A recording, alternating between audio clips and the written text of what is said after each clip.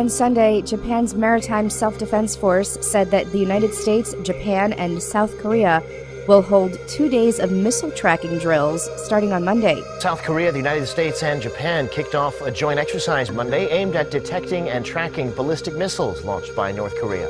Seoul's Joint Chiefs of Staff says the 2-day drill is taking place in waters between South Korea and Japan. Each country deployed Aegis destroyers and will conduct computer-simulated training drills to detect and track ballistic missiles. Once, battles were waged face-to-face. But to defend against today's attacks, you need to reach farther, go faster, and be more accurate than ever before. Today, our premier defense is called Aegis. This is the 6th combined anti-missile exercise since the drills were agreed upon at the 48th Security Consultative Meeting between Seoul and Washington last year. The United States and South Korea conducted large-scale military drills last week, which the North said made the outbreak of war, quote-unquote, an established fact.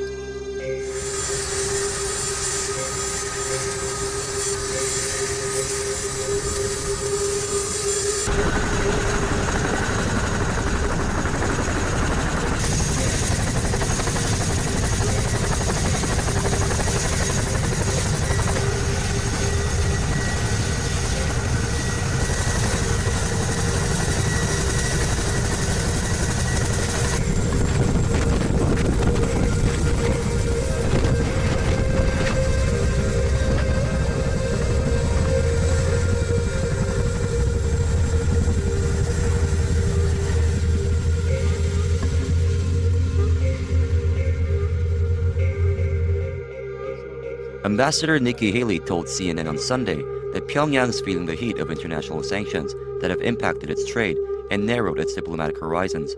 She also expressed concerns over their country's weapons programs, acknowledging that the regime's latest missile test was more powerful than anything seen previously and a serious matter. In light of this, Haley stressed the importance of keeping a pressure on the regime with the help of the international community. The diplomat estimates that global sanctions on North Korea have cut off 90% of its total trade and 30% of its access to oil. Saying every penny in revenues is money that could be diverted to its weapons programs, Haley expressed confidence that sanctions measures have already had a tremendous effect in achieving their goals. Meanwhile, Washington's top nuclear envoy is scheduled to visit Japan and Thailand this week to discuss ways to move forward with its pressure campaign on North Korea. According to the State Department, Joseph Yoon, the U.S. Special Representative for North Korea policy, is aiming to strengthen its partnership with both countries to encourage Pyongyang's return to the negotiating table.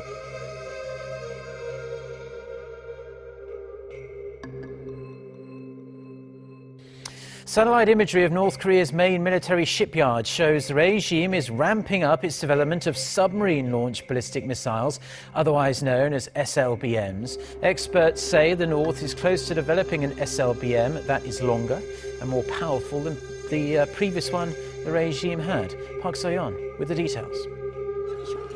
There are strong indications North Korea's submarine-launched ballistic missile program is advancing, and a new SLBM barge will soon be up and running at Nampo Navy Shipyard on the country's west coast.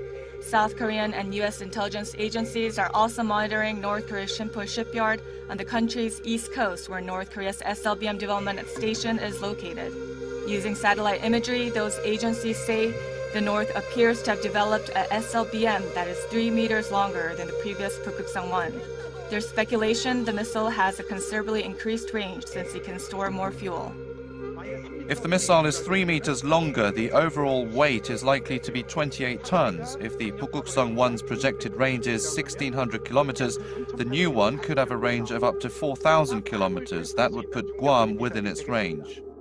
North Korea hinted that it was in the process of developing new weapons last July when it intentionally leaked photos that are speculated to be of the new missile, the Pukguksang-3.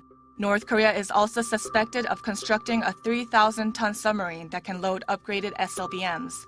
Unusual movements have also been detected on North Korea's west coast.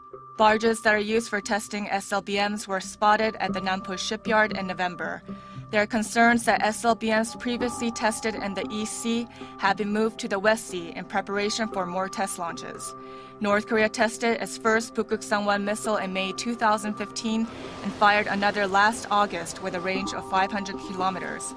However, it was not a normal fire but a vertical fire.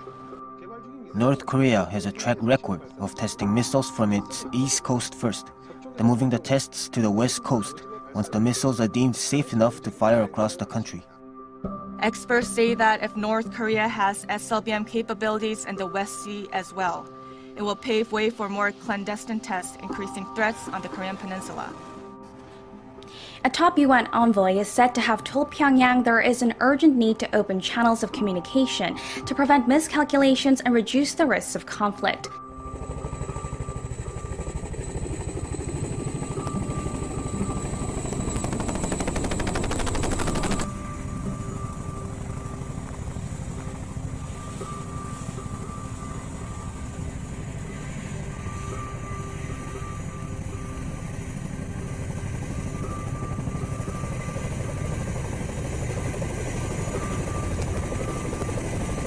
Jeffrey Feltman, the first senior UN official to visit the regime in 6 years, met with Pyongyang's foreign minister and vice foreign minister earlier this week.